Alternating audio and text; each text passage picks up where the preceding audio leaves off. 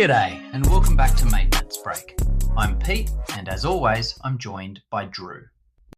G'day Pete, good to be here. Although after looking at the case study we're diving into today, I'm feeling a bit for the fitters on the ground. It's a bit of a horror story, isn't it? It's the kind of story that'll make a reliability engineer wake up in a cold sweat. We're talking about a Hitachi EH3500 haul truck. Middle of a shift, doing its job, and then, bang! The high voltage cabinet door decides it's done with the mining life and just falls right off. 4.5 hours and immediate downtime, just like that. And the first instinct on site? Get me some new hinges so we can reattach the door. But there wasn't any available in the shed, was there? Nah, mate, not a chance. So what do?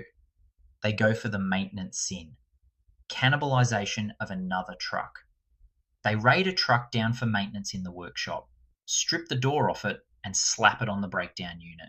Which absolutely kills me, Pete, because now you've done the job twice. You've paid for the labour to strip it, the labour to fit it, and eventually you've got to pay to fit the new parts back onto the truck currently in the workshop. It's effectively doubling your touch time and bleeding the budget dry, all because we didn't see it coming. Exactly. It's about the cost there. You've got two trucks out of action now. One's a breakdown and the other is a donor sitting there like a carcass in the workshop. You're paying top tier mechanical wages to play a game of musical chairs with machine parts. It's a massive hidden cost, not just in labour, but in the sheer inefficiency of the workshop flow. And that's the kicker, Pete. It was visible. When you went and actually looked at the failed hinges, not just the door on the ground, but the hinges. The bottom one was covered in old rust. That metal had been sheared for a long time. The top one was hanging on by a thread with fatigue cracking. This wasn't a sudden failure.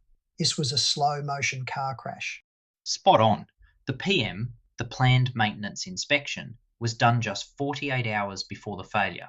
And what did the sheet say? Check HV cabinet door. Ticked, flicked. No defects reported. You would only have had to open that door to know the bottom hinge was broken.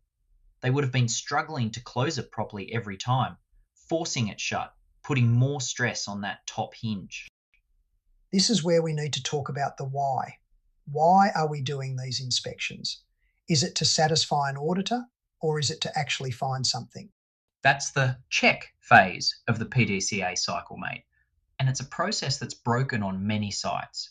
If the tradies feel like their reported defects just go into a black hole, never planned, never scheduled, never repaired, they stop looking.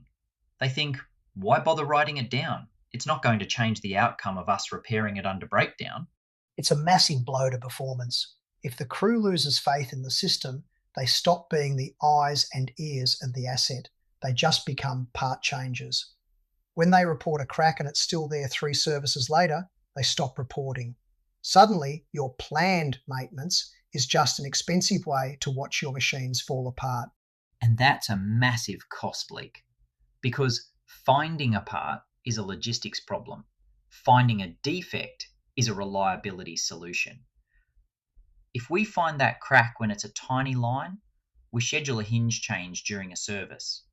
If we wait until it falls off, we're cannibalizing trucks, losing half a shift in production and wasting so much more maintenance labour time. It's the reliability isn't in the warehouse mantra, isn't it? You can have a shed full of doors and hinges, but if your inspection quality is rubbish, you're still going to have breakdowns.